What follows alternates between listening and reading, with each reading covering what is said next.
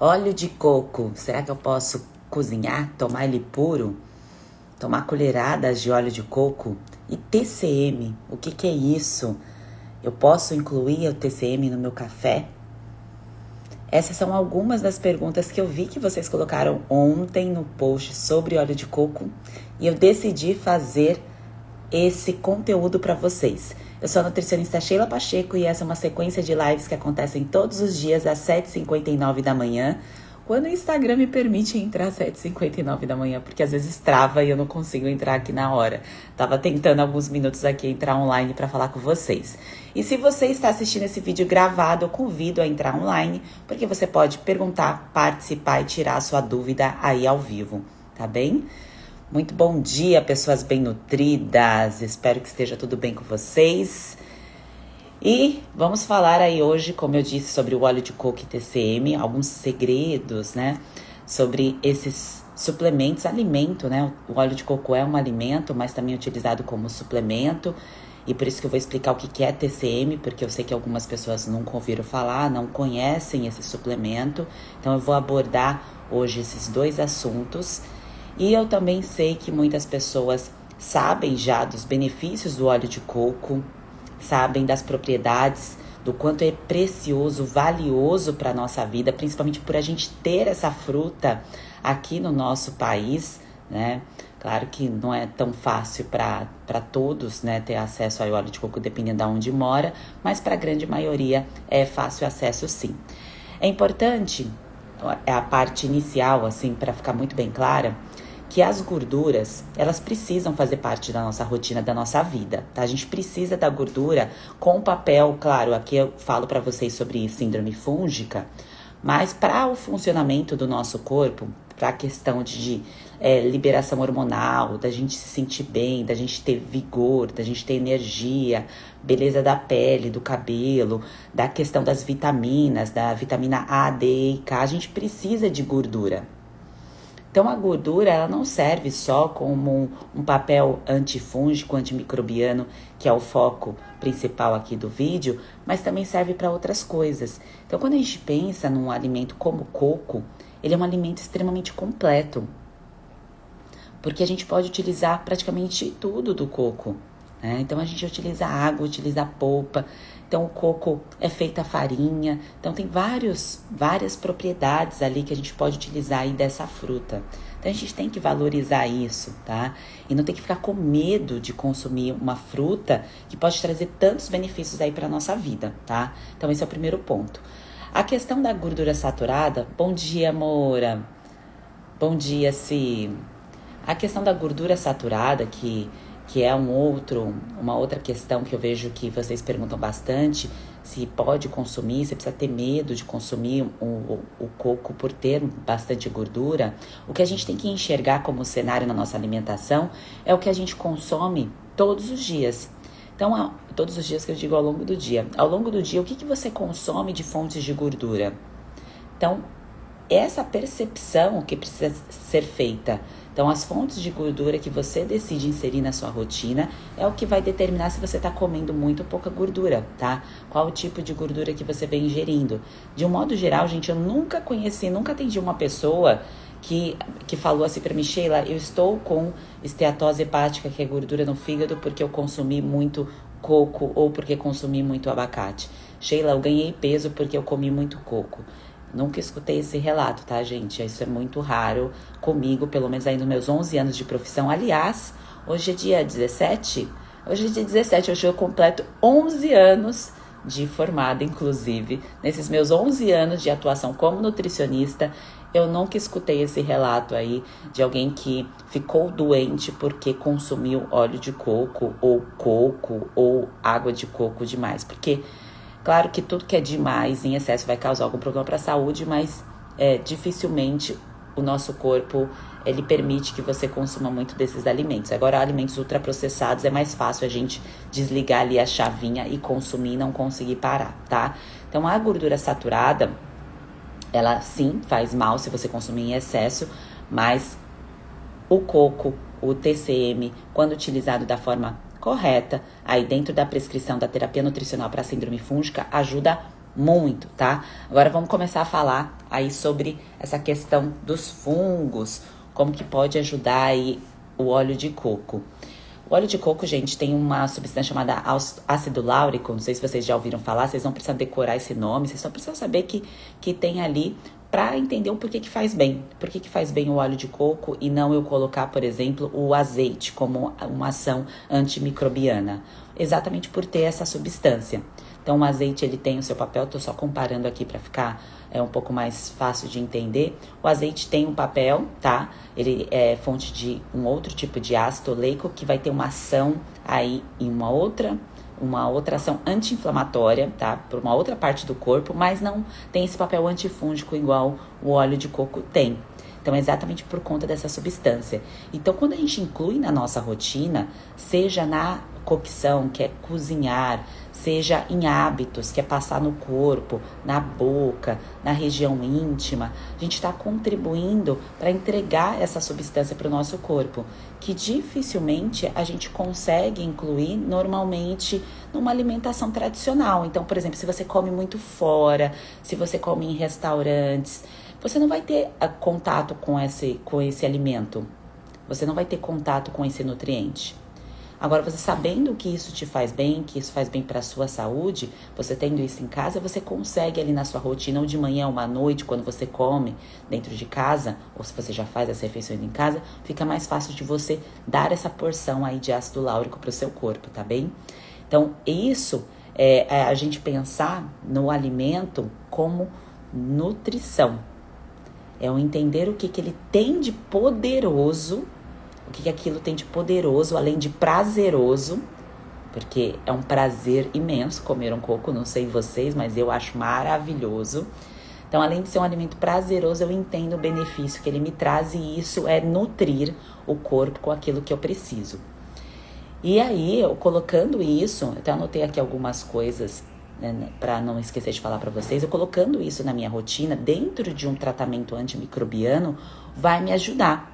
Não só na parte de vencer a síndrome fúngica, mas ao longo da minha jornada de vida, tá? Porque muitas coisas que eu ensino no método, quem está em tratamento, vai levar aquilo para a vida toda, tá? Eu sei que muitas vezes quando a gente pensa em fazer um tratamento, principalmente quando a gente está passando por uma dor, que a gente vai no médico, a gente pega ali aquela informação, a gente quer se livrar da dor e acabou, eu não quero mais saber daquilo. Mas o quão maravilhoso é a nutrição é que eu pego ali aquela informação, eu me trato, eu saio ali da dor, saio do problema e eu uso aquelas informações para a minha vida, para as próximas gerações, para as pessoas que estão ao meu redor. Então isso é precioso demais.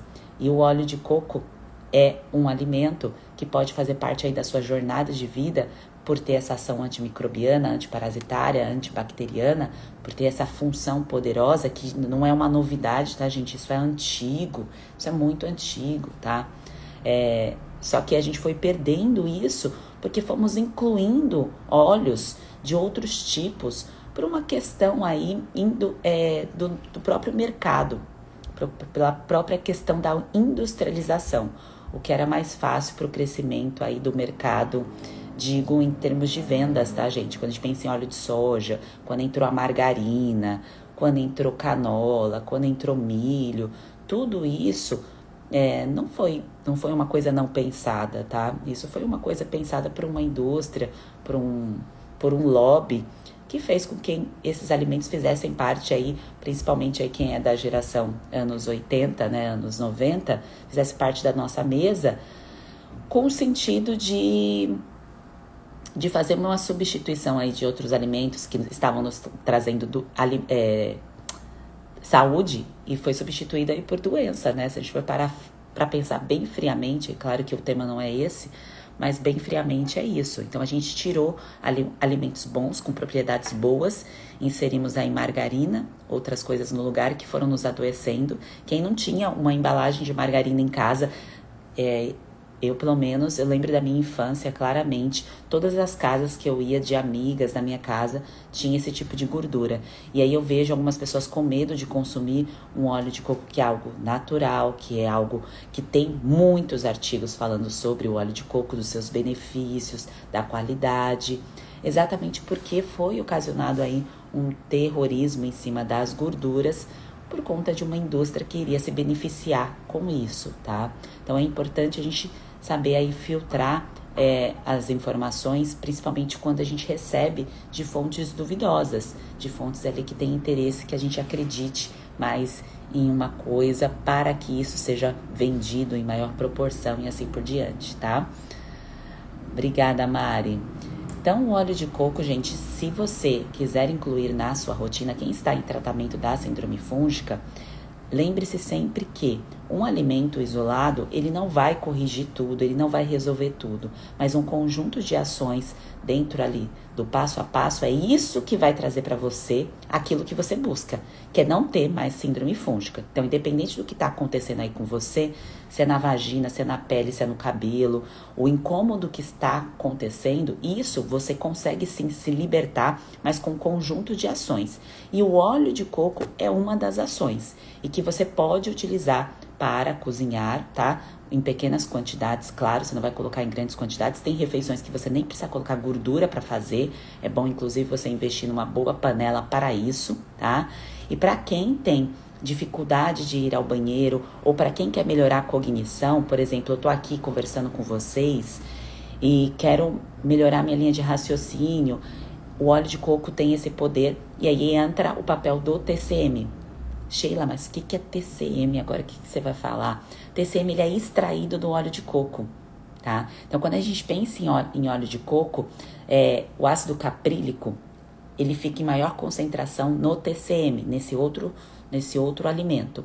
O óleo de coco, ele vai ter mais ácido láurico, que tem essa ação antimicrobiana.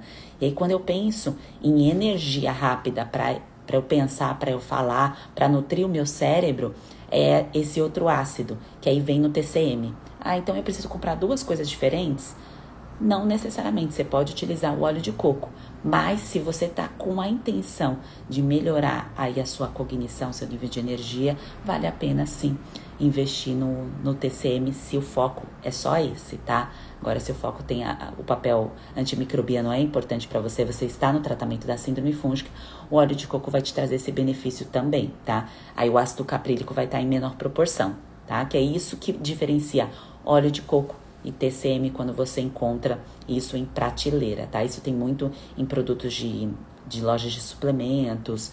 Quando você vê algumas marcas específicas, tem lá TCM, é exatamente com esse enfoque, tá? Que tem ação também na questão aí dos fungos, mas às vezes por uma questão de investimento, para você não ter que comprar duas coisas diferentes, vale a pena investir em um só, tá? Que é em uma energia rápida para o cérebro, TCM, e o óleo de coco, ação antimicrobiana, antiparasitária, antifúngica e tudo mais, tá bem? O que é errado ser feito com o óleo de coco? Comprar o tipo errado. Então, não comprar o óleo de coco extra virgem, quando você pensa nessa função antimicrobiana, se você for usar aí na sua rotina, todos os dias, porque se ele tem outros ingredientes ali na embalagem, ele acaba sendo um alimento aditivado, processado, que vai ter componentes que não vão te trazer saúde. Então, tem que sempre olhar o rótulo. E hoje em dia, gente, é muito fácil ver quando o óleo de coco é de boa qualidade, porque na frente já está escrito se ele é extra virgem ou não. Se for orgânico, melhor ainda, mas não tem a necessidade, porque o coco, de um modo geral, a produção no nosso país, ela é muito rica, ela é muito ampla. Vem muitas vezes ali da região de Alagoas, né, do Nordeste, tem uma produção muito forte ali do coco. Então, não vejo a necessidade de, tem que ser o orgânico. Por ter essa boa produção, sem ter a necessidade de colocar agrotóxicos aí, a gente consegue ter uma confiança em consumir o óleo de coco tradicional, tá bem? Que não precisa ser o orgânico, pode ser o óleo de coco extra virgem, tá? Aí quando vem escrito óleo de coco virgem ou óleo de coco refinado, aí já quer dizer que ele não está no seu nível de pureza tão bom, tá? Então pode ter não sido processado a frio, pode ter ali aditivos. O refinado é usado mais para frituras, tá? Para uso industrial. Então, esse eu não indico com esse papel, tá bem? Então, essas são as principais aí diferenças, tá? E gente, lembre-se sempre que quando vocês forem usar do lado externo do corpo, via oral, quando pensa em tratamento de síndrome fúngica, o melhor momento para ser colocado é de manhã, no cafezinho da manhã, tá? Ou para você preparar suas refeições. Eu sei que tem algumas pessoas que não gostam aí do sabor do óleo de coco, tem as versões desodorizadas, sem o sabor ali do coco, que podem ser utilizadas também, tá? Isso é um plano B. E aí tem o TCM, que também poderia ser utilizado, inclusive, para fazer receitas.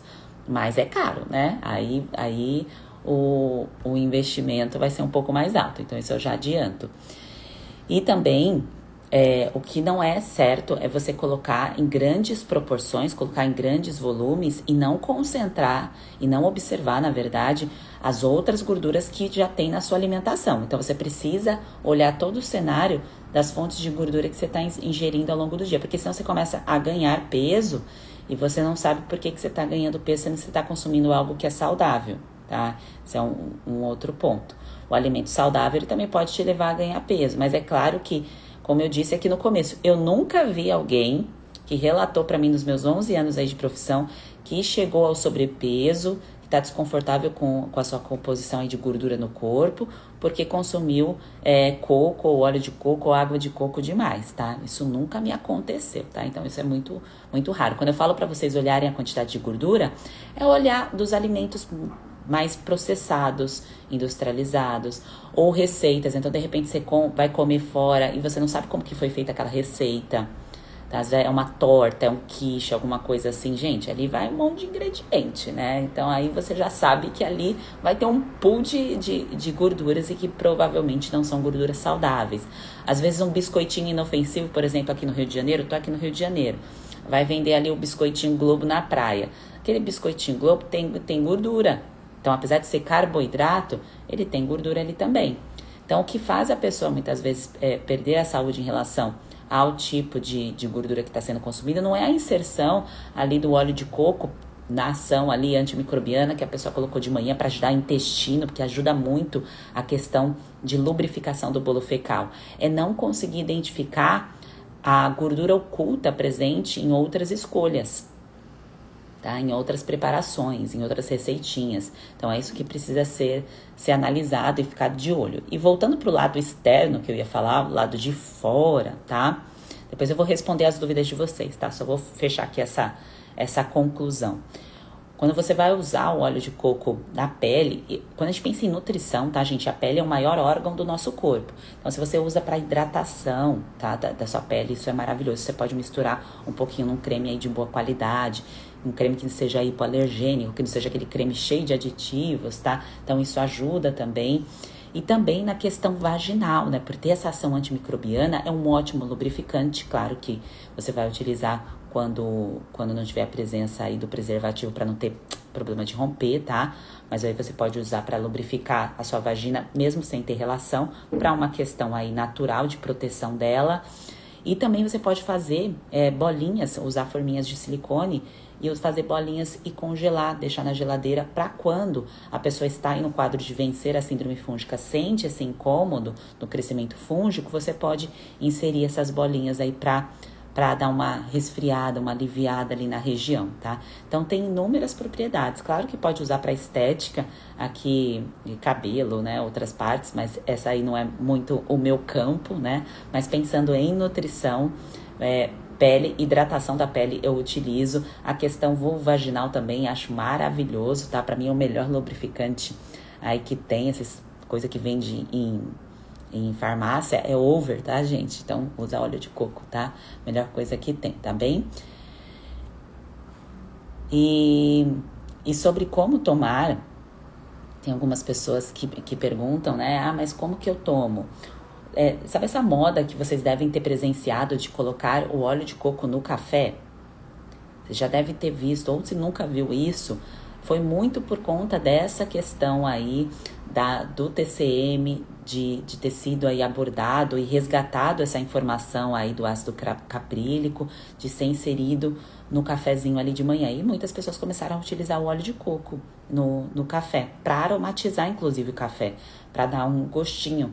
Então a pessoa às vezes está querendo, não quero mais adoçar, quero avançar de nível, quero inserir ali o óleo de coco com essa função antimicrobiana, que inclusive ajuda a boca também. Quem tá no método sabe disso, sabe lá da parte do bochecho, tá? Então você pode colocar um pouquinho no seu café todos os dias de manhã. Não coloque em grandes quantidades no início, porque você pode sentir aí um desconforto na região do intestino, né? Pode te dar um pouco de diarreia se consumir demais.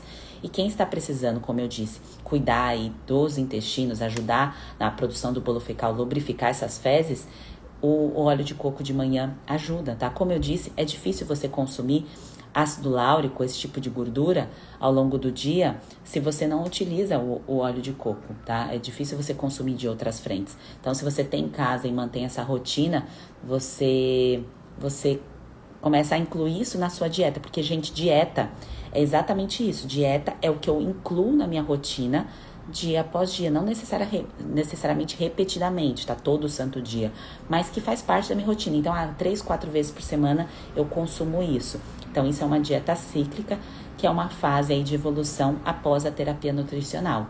Então, esses alimentos que eu coloco dentro da minha dieta cíclica, que fazem parte de um rodízio, isso faz parte da minha dieta. Dieta são os alimentos que eu consumo com mais repetição. Dieta não é restrição, tá? Dieta é o que é chamado aquilo que nós comemos com mais frequência, tá bem? Então, eu gosto de reforçar isso aqui. Agora, eu vou olhar aqui as perguntas de vocês. Fiz minha crepioca com óleo de coco hoje. Eu tô no método. Maravilhosa, é isso. Então, é inserir um pouquinho todos os dias. Claro, como eu disse, sem excesso, tá bem? Mas é um pouquinho todos os dias, faz muito bem. Vânia tá perguntando como fazer para ter acesso a esse método. Então, as inscrições estão encerradas, Vânia. Então, em breve, mais pra frente, eu abro novamente. Eu não deixo aberto para fazer a inscrição, porque eu preciso dar atenção. Inclusive, eu termino aqui a live e eu vou terminar de tirar as dúvidas de quem está no método, quem está em tratamento. Então, como eu tenho que dar essa atenção, eu não consigo ir colocando pessoas o tempo todo para receber o tratamento, tá? Então, se você quiser saber as informações, tem um link no perfil quando acabar a live, deixa o seu e-mail, tá bem? Dani colocou, também recomendo usar óleo de coco na região da vagina. Foi o que eu expliquei aqui um pouquinho antes. Maravilhoso, tá? Ajuda sim. Principalmente se tiver refrigerado, vai te ajudar e muito, tá? E, gente, não é só pra quem tá com síndrome fúngica, tá? Então, de repente, você não tá. Porque a gente tem que pensar nas duas frentes. Eu estava com síndrome fúngica e não estou mais. Então, eu não estou mais com síndrome fúngica, o que eu posso fazer por mim para prevenir, para evitar que isso aconteça? Então, são essas escolhas que você vai levar, como eu disse, ao longo da vida. Então, você pode passar mesmo sem estar com síndrome fúngica na região da vagina, porque o crescimento fúngico acontece lá no intestino e aí ele vai dar o gatilho para ativar o problema. Em cada pessoa vai ser um problema diferente. Tem pessoas que vai ser no rosto, a acne fúngica, dermatite, micose na pele. Mas se eu já utilizo esses benefícios na prevenção, eu me afasto e eu me afasto do problema. E se eu já uso na região íntima como prevenção, eu me afasto ainda mais de desenvolver um quadro de candidíase, porque o fungo, ele ativa principalmente quando a pessoa está, lógico, com uma baixa imunidade, né? Não está se nutrindo de acordo com a faixa de idade que a pessoa está. Então, às vezes a pessoa está lá nos 20, nos 30, nos 40 e foi mantendo os mesmos hábitos. Então, a imunidade não suporta mais aquela nutrição, precisa mudar, tá? E também pela questão de uso de antibiótico. Então, chegou algum momento da vida que a pessoa teve que inserir antibiótico, que foi inevitável, que às vezes é inevitável usar o antibiótico, a gente precisa quando passa por alguma situação.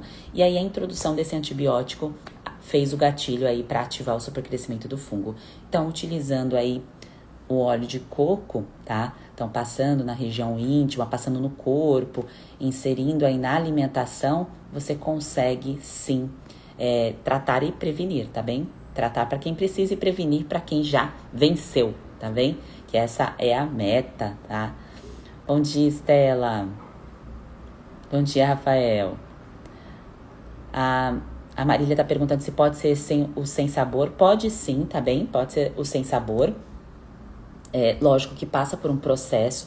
Eu cheguei a dar uma pesquisada para ver o quanto que isso influenciava em termos de qualidade nutricional do óleo de coco. Eu não cheguei a uma conclusão de que isso é muito prejudicial, tá?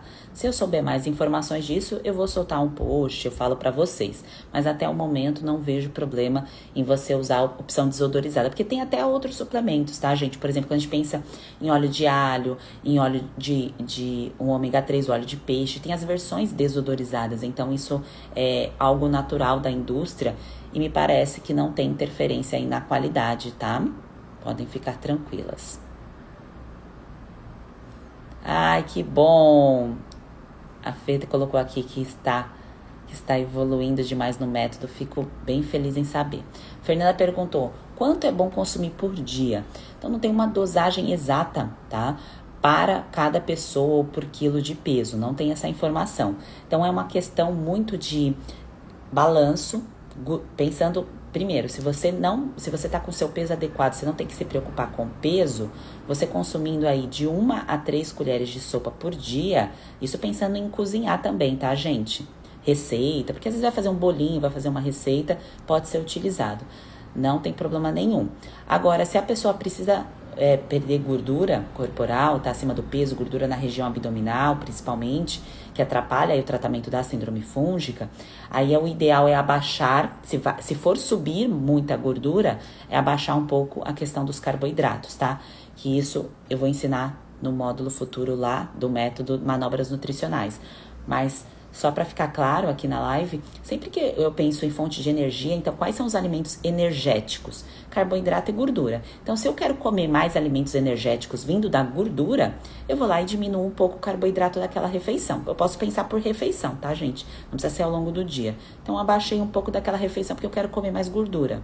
Então, um exemplo, no meu café da manhã, eu quero consumir mais a questão do óleo de coco, do TCM, eu quero comer mais abacate, eu quero consumir um iogurte de coco, um leite de coco. Aí eu vou lá e abaixo a fonte de carboidrato do meu café da manhã, porque eu tô escolhendo mais a minha fonte de energia vindo da gordura, entendeu? Mais de 1 a 3 colheres de sopa por dia é tranquilo, tá? Não causa gordura no fígado, não faz a pessoa ter problemas aí com relação a colesterol, porque quando a gente pensa, gente, em síndrome fúngica, muitas pessoas também já fazem um link com a questão, mas e se eu tiver um problema de colesterol, e se eu tiver um problema aí com os meus exames? Colesterol LDL, PCR, homocisteína, ácido úrico, ApoB. Aqui eu tô entrando numa parte clínica muito profunda, tá, com vocês, mas só para vocês entenderem que é profundo mesmo.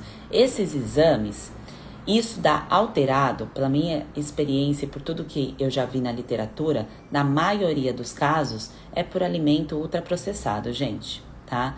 Então, não é um alimento natural aqui que vai causar uma inflamação, porque colesterol sozinho, se você fez um exame de colesterol sozinho, isso não quer dizer nada, tá? Tem que o profissional que te atendeu solicitar os exames complementares para entender se você está com um processo inflamatório. Por isso que entra homocisteína, PCR, insulina, ácido úrico, porque a gente precisa fazer a leitura. Mas se a pessoa já me relata, Sheila, eu tô comendo assim, assim, assado, eu tô fazendo isso, eu nem preciso pegar os exames dessa pessoa, tá? É por isso que eu falo que quem tá lá no método não é o primeiro momento ali de fazer um check-up com bolo de exames, porque você tá virando a sua chave, você tá entrando num outro mundo. Você tá entrando num outro mundo, não é que você vai deixar de comer as coisas totalmente que você gosta, mas você tá conhecendo a nutrição que transforma, que te traz poder. E aí depois que você assumiu isso, que você já tem um controle, que você já entendeu o caminho, aí sim vale a pena fazer alguns exames para fazer essa lapidação, tá? Para fazer esses pequenos ajustes, tá bem? Mas como eu disse, para processo inflamatório, que é o conjunto desses exames que mostram que a pessoa o processo inflamatório que eu falo os exames estão desregulados, que mostra que essa pessoa pode estar tendo estoque de gordura em alguma região, aí, alguma artéria ou no fígado, tá? Isso não vem de alimento natural, tá, gente? Isso vem de ultraprocessado aí, que é aquela história que quem me acompanha aqui há algum tempo já escutou falar inúmeras vezes, da minha alimentação lá infantil, né, regada de bisnaguinhas, Ana Marias e coisas do tipo. Então, esse perfil de alimentos aí que nos levam a doença, a margarina, tá? Então, é isso que é o problema. A Larissa colocou, pode usar óleo virgem, acho que é óleo de coco extra virgem para cozinhar, para fazer a carne? Pode, tá? A questão é o seguinte, sempre que eu vou cozinhar um alimento, o ideal é eu nunca fazer em fogo alto. Isso para tudo na vida, tá, gente? Para tudo. É sempre fogo médio, tá? Fogo médio ou baixo. Minha mãe tinha muita mania de cozinhar tudo no fogo alto. Eu ficava assim, mãe, abaixa um pouquinho esse fogo, né? Por uma questão de, eu acho, cozinhar mais rápido e tudo mais. Só que, claro, gente, quando você vai fazer uma coisa numa panela, tipo air fry, essas coisas assim, vai ser meio que inevitável você colocar numa alta temperatura ali. Mas pensando em rotina, tá? Fogo médio, fogo baixo, e não tem problema usar o óleo de coco extra virgem, tá bem? Pra cozinhar. Assim como o azeite até 180 graus, tá bem? Mas pensando em ação antifúngica, aí o óleo de coco vale mais, pensando em tratamento, tá?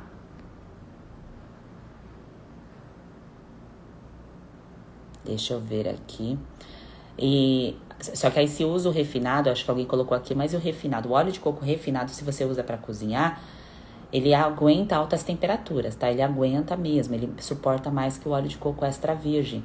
Só que aí ele não vai ter as propriedades antimicrobianas. Por isso que depende muito do que você vai cozinhar. Se é coisa rotineira, tipo um ovo, algo que você só vai selar, que é rápido, não vejo problema usar o extra virgem, tá bem?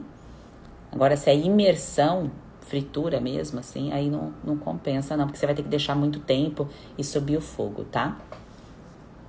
Renata colocou, como eu tomo o óleo de coco na água, em jejum, na boca, ou você coloca no chazinho, no café, na bebidinha quente que você vai tomar de manhã, tá? Pode fazer uma misturinha. Às vezes, a pessoa às vezes já tá tomando leite de coco, o leite de coco ele já tem essas propriedades também, tá, gente? Então já tá lá naturalmente, tá? Pode fazer o leite de coco caseiro, sem problema algum.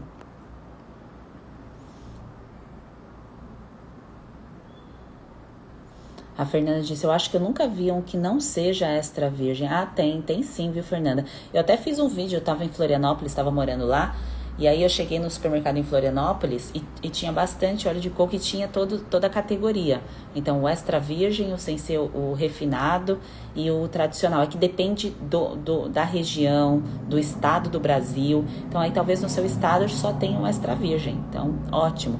Mas em São Paulo, Rio de Janeiro e Florianópolis, que são os últimos lugares que eu passei, normalmente nos supermercados tem as 3 opções. E às vezes confunde, porque é tanta marca. Então você chega lá no supermercado, tá, a gôndola lá, não vai ter só o Copra, o extra virgem, né? Porque tem Quali Coco, tem outras marcas, tá, de óleo de coco. E aí tem muitas opções, então isso pode confundir, assim como confunde azeite. Então muitas pessoas na hora de comprar azeite se confundem exatamente por ter muitas opções, assim como iogurte. A ideia muitas vezes da indústria é essa, né? Óleo de coco em cápsulas, estão perguntando. Depende se for associado com um fitoterápico, como eu indico lá no método, tudo bem. De forma isolada, acho desnecessário. Acho melhor colocar na rotina mesmo, tá bom? Ju tá perguntando se pode passar óleo de coco diretamente no rosto. Olha, Ju, eu creio que não, tá? Não é minha parte, essa daí não é minha área, muito de estética e tudo mais. Mas principalmente se você tá com acne fúngica, a gente tem que pensar que tá obstruído, né? A questão da produção de sebo. Então, o óleo, por mais que tenha essa ação antifúngica, pode piorar porque está obstruído. Não é porque o óleo vai causar isso, mas porque já está com um problema, tá? Então, eu não indico não. Mas aí é bom ver com uma esteticista, uma dermato que seja da linha de saúde integrativa, tá bem? Que aí vai te ajudar. A Renata coloca o leite de coco no café, faz o mesmo efeito? Faz sim, tá?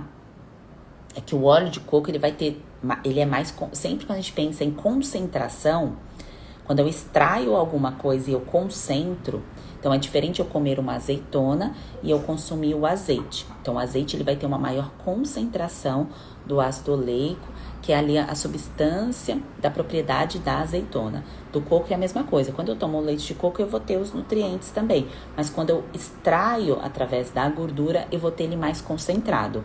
Então, o óleo de coco eu consigo extrair, tem mais ácido láurico.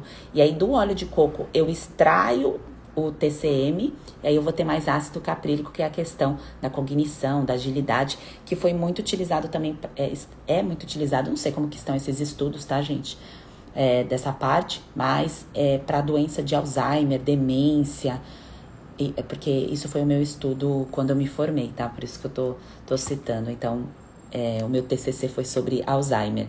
E era muito utilizado o TCM, essa gordura, porque o nosso cérebro gosta desse tipo de gordura para questão de agilidade, de atenção. Então, olha que maravilha, a gente tem uma propriedade aí antifúngica que nos ajudam aí a superar o quadro, e também tem uma outra propriedade que ajuda a gente a ficar mais inteligente, né? Então, voltar a ter mais linha de raciocínio inteligente, não falando da questão do Alzheimer, tá? Mas pensando numa pessoa que tá sadia, mas tá sem concentração, sem foco, tem esse papel também, tá? Do Alzheimer é uma questão aí por conta de um processo ali, que muitas vezes pode ser por conta de insulina, de outros aspectos, tá? Só por questão de curiosidade. É assim, gente, eu saio de um assunto, aí eu já vou e mergulho num outro assunto. Que Alzheimer é considerado diabetes do tipo 3, tá? E aí tem reflexo de insulina, de coisas, de outras alterações que a pessoa que tem predisposição acaba despertando esses gatilhos, tá bom? A Dai colocou tudo no método, minha saúde está sendo transformada. Ai, que maravilha, Dai! Muito obrigada por compartilhar, Estela também, que bom! Larissa colocou, o óleo, pode usar o óleo para bolo e passar na pepeca? Pode, tá? Não tem problema nenhum. Só toma cuidado, assim, às vezes onde está guardado, armazenado o óleo de coco, tá? Porque pode, a questão de calor, dá uma olhadinha sempre na qualidade do seu óleo de coco. Às vezes está guardado há muito tempo, tá bem? Então, olha ali se ele tá do jeitinho que você comprou, tá? Tá transparente ou tá ali com as partezinhas brancas, que é natural quando solidifica. Pode passar. Como eu expliquei no começo, talvez você não estava aqui, Larissa, ou eu tô vendo atrasada aqui as mensagens, tá? Geladinho é melhor, tá? Quando você coloca geladinho na pepeca, é mais gostoso, tá bom? Deixa eu ver.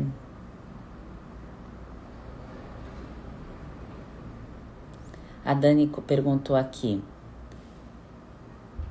O colesterol total está alto por uma questão genética mesmo. Isso pode acontecer, que é a hipercolesterolemia familiar, tá? Isso é muito comum. E o HDL sempre foi muito bom. Bom, no seu caso, assim, quando eu tenho hipercolesterolemia familiar, normalmente, mudando de assunto rapidinho, tá, gente? Normalmente você tem que olhar o cenário clínico dos seus ancestrais, né? Então, dos antepassados. Então, se teve casos de infarto, AVC e tudo mais, então é esse tipo de atenção que você precisa ter para essa questão inflamatória, tá? Mas o óleo de coco com uso para cozinhar, assim como eu tô ensinando vocês, não vai piorar o seu quadro, exceto se for em excesso, tá bom? Em excesso aí pode te trazer algum problema somado com as outras gorduras que você vai consumir ao longo do dia, tá bem? A Dani perguntou também se eu for tomar glutamina ou amino de manhã, tomo boa antes de comer ou depois? Não sei se você tá falando do óleo de coco, pode ser junto, tá? Pode ser associado, não tem problema, tá bem? Vivi colocou, pode ser leite de coco que vem nas garrafinhas? Não, Vivi, tem que ser leite de coco pronto para beber, tá? Ou você faz em casa, você vai lá na feira ou no supermercado, compra a polpa do coco, tá? E aí você vai usar água quente, vai bater, vai pegar um pano de prato ou... esqueci o nome daquele filtrozinho, Voal, acho que é isso, né, gente? E aí você aperta para tirar o leite do coco, tá? É muito fácil de fazer, porém gera um certo trabalho. Aí tem gente que quer comprar pronto para beber e compra das marcas que já tem pronto, só lê o rótulo para ver se não tem aditivo, tipo açúcar, outros componentes ali na embalagem, tá?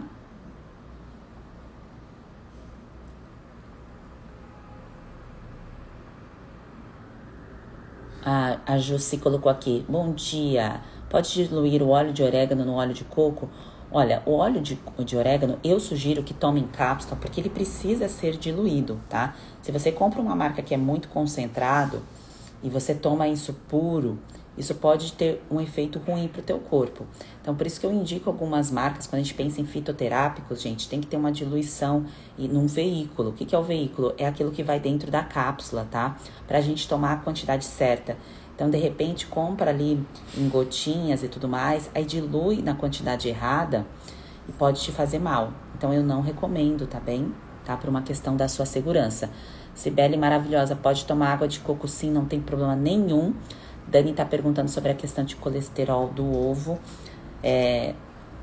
Assim, gente, quando a gente pensa em colesterol, vamos supor, eu tenho uma produção maior de colesterol. Não quer dizer que o que eu como de colesterol é o que faz eu ter essa maior produção. Isso já é meu. Isso já é uma produção minha. O que uma pessoa que tem um colesterol mais alto tem que tomar cuidado é com a questão da inflamação dessa gordura e estocar nas artérias, nas regiões aí do corpo para causar doença. São aqueles outros exames que eu citei, tá? Então, dificilmente comendo ovo, vamos supor que você coma ovo 4 vezes na semana, isso vai piorar aí o seu colesterol, tá? Agora, se você comer a questão dos ultraprocessados, que a Dani já colocou aqui que não come, isso sim poderia piorar. Então, fique em paz, Dani, você tá no caminho certo, tá bem? E aí tem que fazer os exames complementares, tá? Não fazer só colesterol. Se só estão te pedindo colesterol, tá errado. Tem que fazer os outros exames no seu caso, que você tem essa questão genética aí de hipercolesterolemia familiar, tá bem? O que é isso, gente? É uma família que tem uma herança genética, uma alteração genética para essa questão de produção muito exagerada de colesterol, que às vezes não acontece nada. Não é porque tem essa produção que a pessoa vai infartar, tá? Eu tenho uma amiga, gente, deixa eu contar isso aqui pra vocês. Uma amiga que, inclusive, é nutricionista também, ela não atua mais na área. A mãe dela é magra, tia dela também. Ela vem de uma família de pessoas com biotipo magro, alimentação relativamente ok, tá? Não era ótima, era uma alimentação boa, mas ela tinha um histórico familiar clínico pesado de doença cardiovascular. Porém, a mãe dela só fazia exame de rotina de colesterol, tá? E tinha muito problema bucal, tá? Muito problema de dente. Isso quem tá lá no método sabe por que eu ensino cuidar disso. Então ela vivia com problema bucal, mas era magra, vivia ali na rotina dela e tudo mais. Resumidamente, ela teve infarto, teve que colocar 3 stents. Stents é para você ampliar ali a passagem, né, do sangue, porque a gordura obstrui, tá? Da região ali do coração. E por que isso aconteceu com ela? Porque a alimentação dela não estava voltada para a prevenção desse quadro.